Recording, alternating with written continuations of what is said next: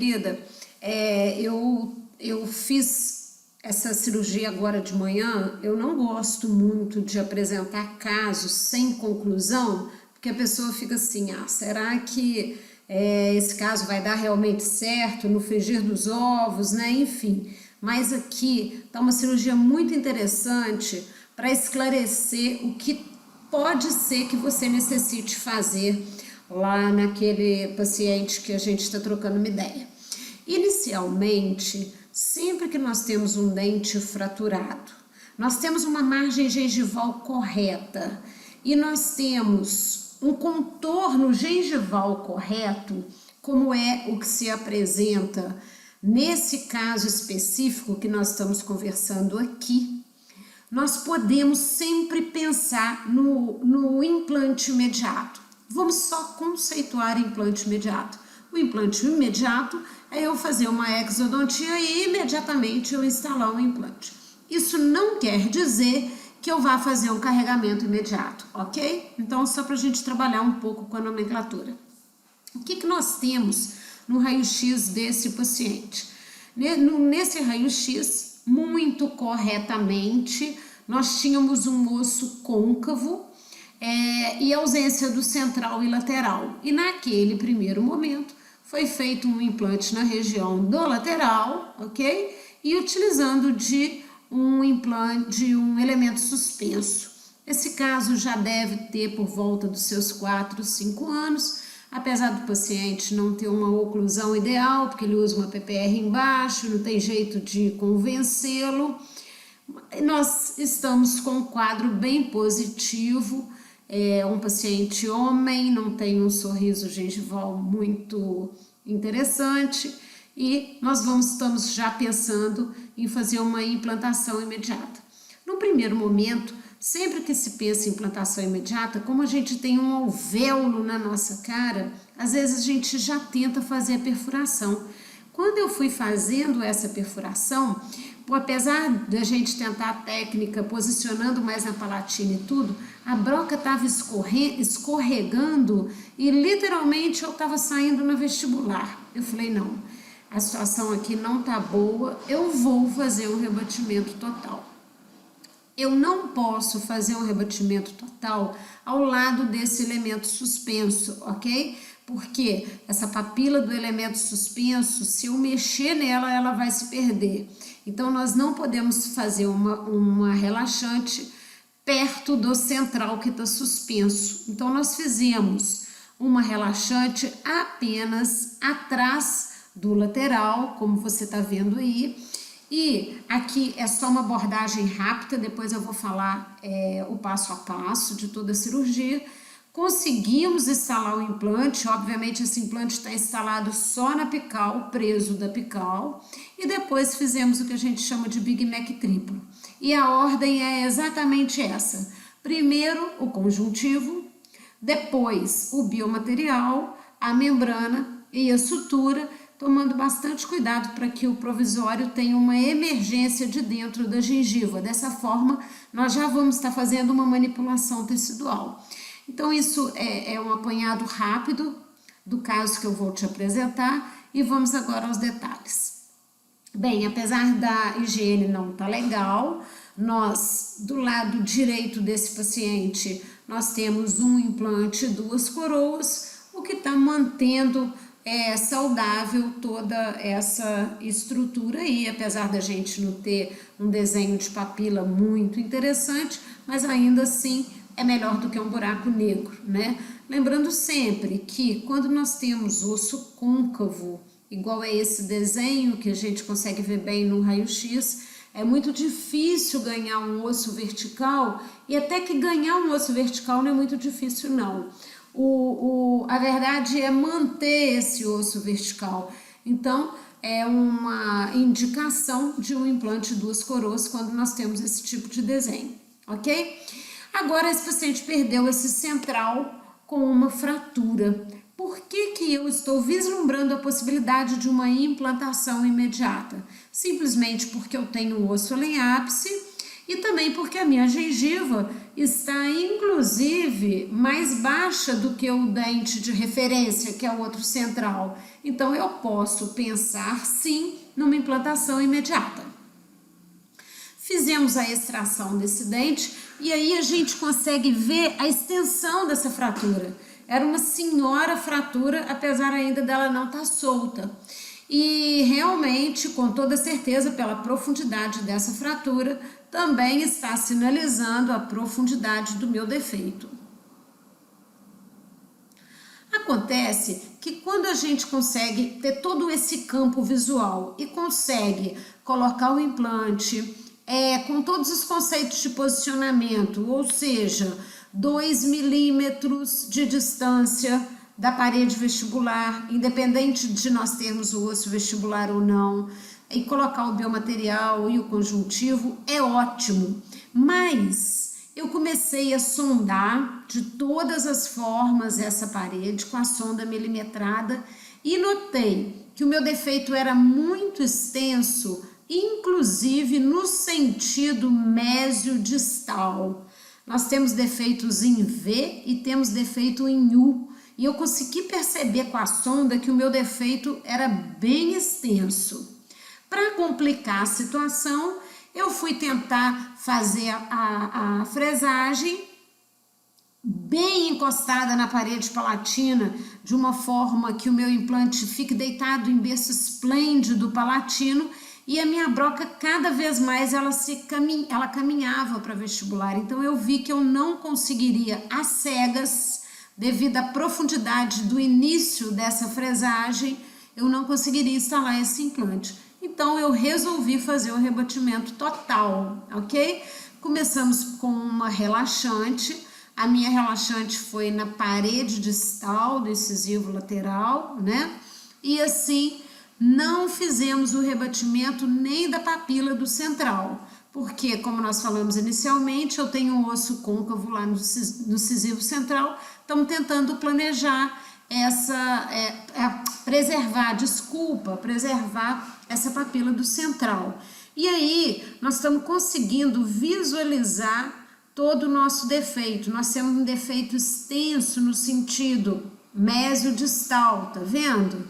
Aí a gente está posicionando e retirando o tecido, porque esse retalho total eu tenho que conseguir reposicionar, e essas manobras é preferível a gente fazer isso antes de colocar os enxertos. Então, já que eu acabei de fazer o rebatimento total, eu estou testando, indo e voltando com o tecido para ver se ele, ao mesmo tempo que eu rebati, se ele tem uma certa motilidade para que eu possa colocar aí os enxertos que eu pretendo colocar. E aí voltamos ao conceito, né? O que aconteceria se eu não fizesse nada, só tirasse esse dente? Ia me sobrar apenas uma parede palatina muito fininha, e com certeza eu depois teria que lançar a mão de técnicas regenerativas mais complexas e às vezes até bloco, ok? E nós sabemos pela classificação de Kahn que, em geral, a nossa maxila ela tem um desenho mais triangular, e lá perto da base do nariz ela tem uma base melhor. Nas tomografias a gente consegue ver bem, né? Então, vamos lá, voltei à questão da fresagem, né? Tentando aí uma fresagem de forma que o meu ápice, eu já sei que o meu implante vai ficar exposto no terço cervical, mas nós sabemos que o nosso implante não é osso dependente no terço cervical, mas ele tem que ficar preso na apical. E aí ainda com a broca lança a gente consegue visualizar que eu consegui um leito para o meu implante apical, ok? Tiramos ou usamos o paralelizador, mas em geral os paralelizadores são muito fininhos e curtos, então nós utilizamos aí de uma broca, aquela mais alongada. Começamos a estudar o nosso posicionamento, tá? Aqui a princípio parece até que a broca tá um pouquinho mais para distal, tá vendo? Tá mais próxima do lateral do que propriamente dito do central, mas esse paciente já tinha um diastemazinho e nós estamos mantendo a distância de 3 milímetros entre o central e o lateral. tudo bem, não tá tão ruim. Aí uma outra vista, estamos bem encostadinho na parede palatina. Nesse momento já estamos passando por uma broca de maior diâmetro, que no caso é a 3,50. Nós pretendemos colocar um implante de 15 milímetros, considerando que o meu implante é 15 milímetros e vai estar afundado mais 3, essa fresagem é de mais ou menos 18. Esse cálculo é muito importante porque tem alguns sistemas que as brocas são do tamanho do implante de referência. O que eu quero dizer? Se eu pretendo colocar um implante de 3,50 por 15, a broca tem 15 milímetros de profundidade. Mas se o meu implante vai ficar mais fundo, eu tenho que afundar essa broca mais 3 milímetros, tá certo? Aí então eu estou com a broca de 3,50, afundando mais essa broca, porque o meu implante vai ficar afundado, correto? Note que o meu implante a minha broca está encostada na parede palatina, eu mantendo um gap aí da possível parede vestibular. E agora o momento da instalação do implante. Lembrando que esse implante tem algumas características, ele é um implante híbrido, né? A ponta dele é cônica, ele tem um bom tratamento de superfície e a minha chave de instalação do meu implante, uma vez ela bem encaixada, que às vezes a gente não consegue encaixar ela muito bem, ela tem essas 3 marquinhas que são as referências que eu preciso, com a minha gengiva em posição, respeitar o espaço biológico. Então esse momento é muito crítico, pois como a gente não tem parede vestibular, o implante tem uma tendência muito grande a angular para o lado que tem menos resistência, né? Então a gente fica segurando a cabeça do contraângulo, fazendo o tempo todo ele ir descendo, esfregando na parede palatina, ok? Cuidado, não deixa a mão solta, é força mesmo. Muitas vezes eu peço à minha funcionária para segurar a cabeça do paciente, porque ele me percebe eu fazendo força e ele movimenta. E aí agora eu fazendo cheque, estou voltando com a minha gengiva para a posição, né? E como eu não descolei a mesial, está sendo fácil esse reposicionamento. Ainda eu não estou com as 3 marquinhas escondidas, vou acabar de descer. E é importante também que essa bolinha fique para vestibular. O que quer dizer? Essa bolinha, como no hexágono externo, quer dizer que a parede indexadora está por vestibular. Isso é importante quando eu preciso angular algum componente, ok? Porque já aconteceu por acaso com algum de vocês, quando a gente vai angular um componente e ele fica meio torto? Quando a gente coloca essa bolinha no lugar certo na vestibular, não corre risco de você angular o componente e ele ficar torto. É essa a intenção da bolinha em posição. Agora eu vou tirar o meu enxerto. Como nós já conversamos previamente, eu gosto de alternativas que qualquer pessoa faça. O melhor enxerto é o do túbero da região retromolar, mas a disponibilidade melhor que eu tinha, como ele tem o siso ainda, foi tirar dessa região, ok? Então, a rotação desse bisturi circular é a mesma de fresagem, por volta de 1000 rotações por minuto, tá? E a gente vai fazendo movimentos laterais de forma que esse bisturi circular vai remover para mim esse enxerto, ok? Aí agora, com uma pinça eu tô tirando, com a ajuda de um bisturi também.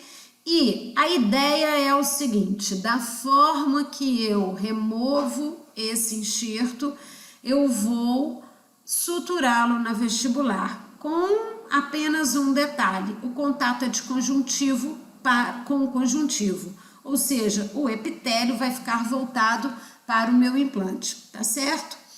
A sutura aí mostrando que a ideia é do jeito que ele saiu, ele já ir para a posição, só que um princípio de toda enxertia é estabilidade. Princípio do implante, estabilidade. Princípio do enxerto, estabilidade. Seja esse inserto de bloco, de biomaterial, de membrana, o que seja, tem que estabilizar. E tecidos moles a gente estabiliza por meio da sutura. A sutura é uma sutura colchoeiro. Imagina você fazendo uma sutura colchoeiro, porém capturando um tecido, né? É a mesma coisa que prender um botão numa camisa, mas não preocupa que aqui a gente vai fazer essa dinâmica. A partir de agora, nós vamos voltar com a sutura para vestibular. Alguns detalhes: o mais próximo possível da cervical, tem que ser em gengiva inserida, não pode fazer em mucosa, porque senão esse tecido vai subir. E aí, fechamos o nó. De preferência, fios finos, esse aí tá até relativamente muito grosso, é um 4.0 de nylon.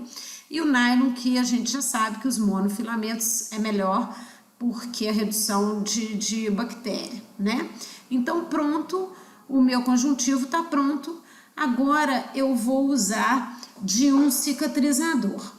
Esse cicatrizador, ele não tem a intenção de ficar exteriorizado, ele não tem a intenção de fazer um perfil gengival para mim, não. A única coisa que eu quero é que ele me facilite na reabertura, é só isso, porque eu não vou fazer um rebatimento total quando eu for expor esse implante. Eu posso te mostrar no outro vídeo como que a gente faz essa abertura depois. Você vai ver que é bem simples, ok? Agora nós vamos colocar o biomaterial. Esse daí de escolha foi o BioOss. Dê preferência pelo Small. Aí nós vamos sim compactar. A primeira parte compacta bem no implante, ok? E logo em seguida uma membrana.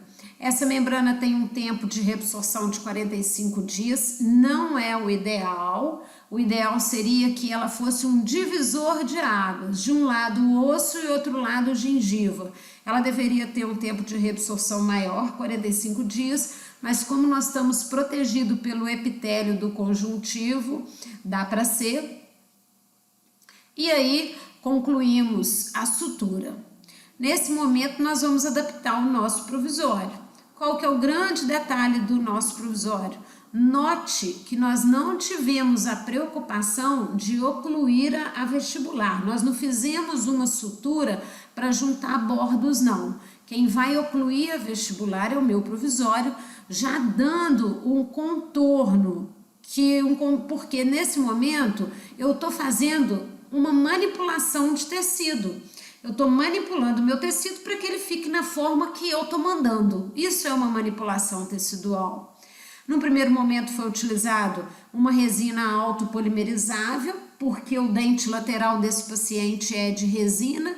Então, nós colocamos a resina aí, inclusive por vestibular e como pela palatina também.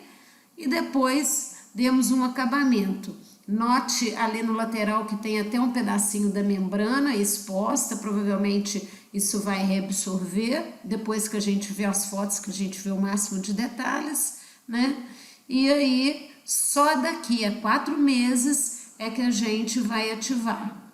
Na região doadora, nós protegemos o leito com uma membrana e o super bonder, mas se quiser suturar sem problema algum, e avisar o paciente que isso vai soltar rapidamente, que isso seria só mesmo como um curativo, um band-aid que nós colocamos ali, para que não houvesse a hemorragia, e se tiver hemorragia com ele em casa, fazer uma compressa de gaze, e a partir daí ele volta com 14 dias para tirar a sutura.